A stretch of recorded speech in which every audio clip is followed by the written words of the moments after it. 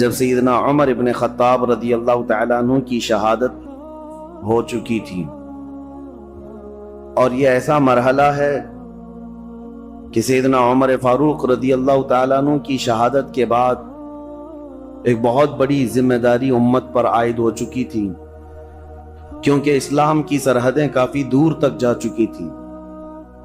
جیسے کہ فتوحات اسلامیہ میں نے عرض کیا ہے،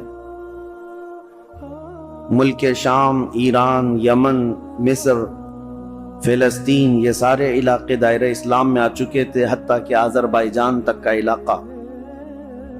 دور فاروقی میں اسلام وہاں تک پہنچ چکا تھا، اور صحابہ اکرام رضوان اللہ تعالی علیہم اجمعین نے وہاں تبلیغ اسلام شروع فرمائی اور پرچم اسلام لہرایا۔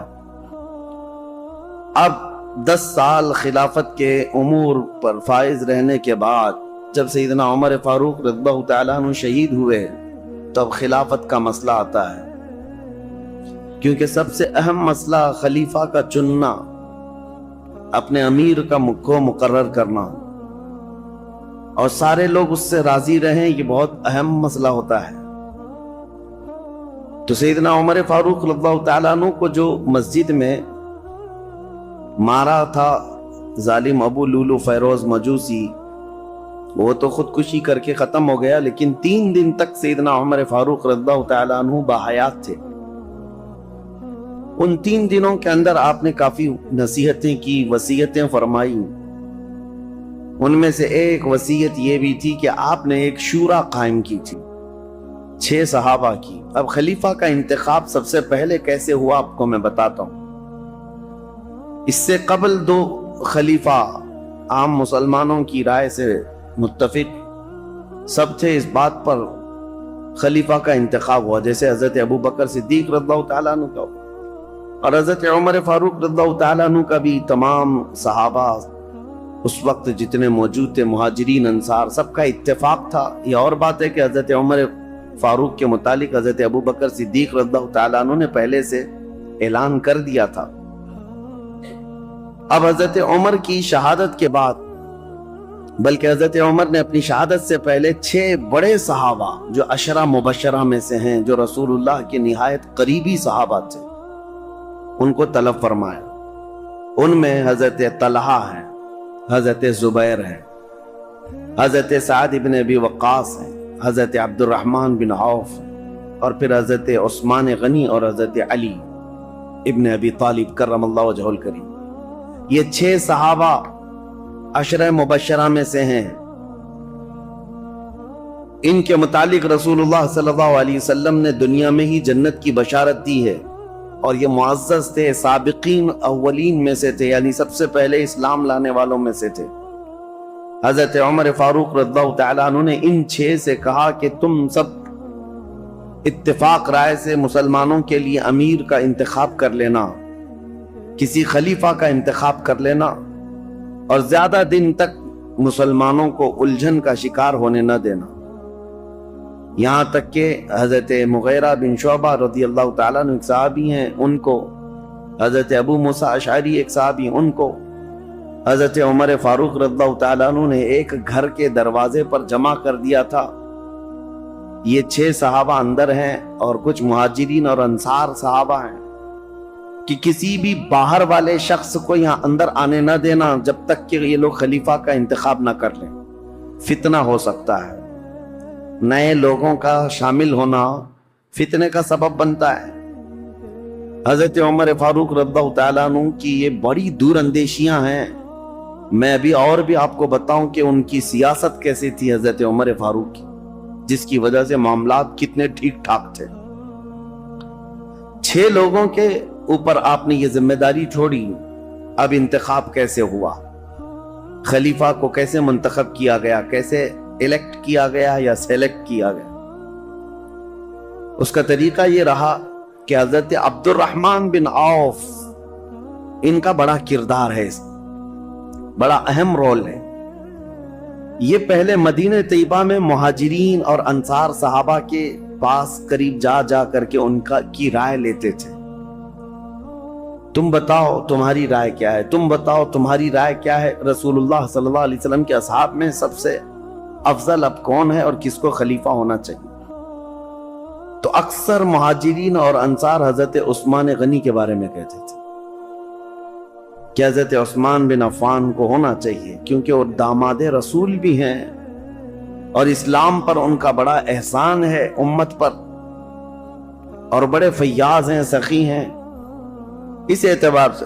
اب اس کے بعد سب کی رائے لے کر کے حضرت عبد الرحمن بن عوف آئے اور پھر حضرت عمر فاروق کا انتقال ہو گیا۔ پھر یہ 6 لوگ بیٹھے تو عبد الرحمن بن عوف کھڑے ہوئے، کہا میری تو خواہش نہیں ہے خلیفہ بننے کی۔ حضرت عمر نے 6 لوگوں کا نام دیا تھا کہ 6 میں سے کوئی بھی ایک منتخب کر، میری تو خواہش نہیں ہے خلیفہ بننے کی۔ تو ان کی بات پر حضرت سعد بن ابی وقاص کھڑے ہوئے، کہا میری بھی خواہش نہیں ہے خلیفہ بننے کی۔ 2 تو نکل گئے۔ اس کے بعد حضرت عبد الرحمن بن عوف نے کہا یہ تعداد کو اور کم کرنا چاہیے۔ حضرت زبیر سے پوچھا آپ کی کیا خواہش؟ کہا کہ میں اپنے لیے نہیں، حضرت علی کے لیے میں اپنے آپ کو ترجیح دیتا ہوں۔ سجیسٹ کیا کہ میری طرف سے حضرت علی کرم اللہ وجہہ الکریم۔ حضرت طلحہ سے پوچھا گیا آپ کی کیا رائے ہے؟ انہوں نے کہا میں اپنی جو خواہش ہے یا میرے خلیفہ بننے کی اگر کسی نے امید رکھا ہو تو میں یہ سارا قربان کرتا ہوں حضرت عثمان غنی کے ہاتھ۔ 2 اور کم ہو گئے۔ حضرت طلحہ نے کہا میری خواہش نہیں ہے، میں حضرت عثمان کو سجیسٹ کرتا ہوں، اور حضرت زبیر نے کہا میں حضرت علی کو سجیسٹ کرتا ہوں۔ 4 کم ہو گئے یہ 6 کی شورا کی جماعت میں۔ پہلے 2 تو انہوں نے کہا ہم خلیفہ کے امیدوار ہے ہی نہیں۔ تو جب یہ 4 پیچھے ہٹ گئے تو اب حضرت علی اور حضرت عثمان 2 بچے تھے، حضرت عبد الرحمن بن عوف۔ اب ان دونوں کے درمیان کسی کو منتخب کرنا ہے۔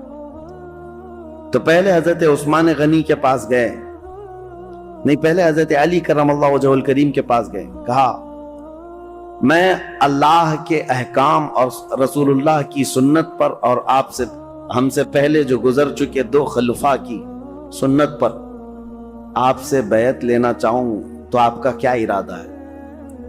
حضرت علی رضی اللہ تعالیٰ عنہ نے فرمایا دیکھا جائے گا۔ آپ نے اتنا ہی جواب دیا۔ اور اس کے بعد حضرت عبد الرحمن بن عوف نے کہا کہ اگر میں آپ کی بیعت نہ کروں، حضرت علی سے پوچھا آپ حقدار ہیں، ابھی امیدوار ہیں؟ حضرت عبد الرحمن بن عوف خود کہتے ہیں اگر میں آپ کی بیعت نہ کروں تو آپ میرے لیے کس کو مشورہ دیں گے آپ کے علاوہ؟ حضرت علی نے کہا اگر آپ میرے ہاتھ پہ نہیں بیعت کرنا چاہتے ہیں تو میں مشورہ دیتا ہوں کہ عثمان بن عفان کے ہاتھ پہ بیعت کریں۔ حضرت عبد الرحمن بن عوف پھر حضرت عثمان کے پاس آئے، کہا میں اللہ کے احکام اور رسول اللہ کی سنتوں پر اور 2 پیشتر خلفاء کے سنتوں پر آپ سے بیعت لینا چاہوں۔ تو حضرت عثمان غنی نے کہا ٹھیک ہے، انہوں نے منظوری دی۔ پھر حضرت عثمان غنی سے حضرت عبد الرحمن بن عوف نے یہ پوچھا کہ اگر میں آپ سے بیعت نہ کروں، آپ حقدار ہیں، آپ خلافت کے مستحق ہیں، اس کے باوجود اگر میں آپ کے ہاتھ میں بیعت نہ کروں تو میرے لیے کسی دوسرے آدمی کے متعلق آپ مشورہ دے سکتے ہیں، میں کس کے ہاتھ میں بیعت دوں؟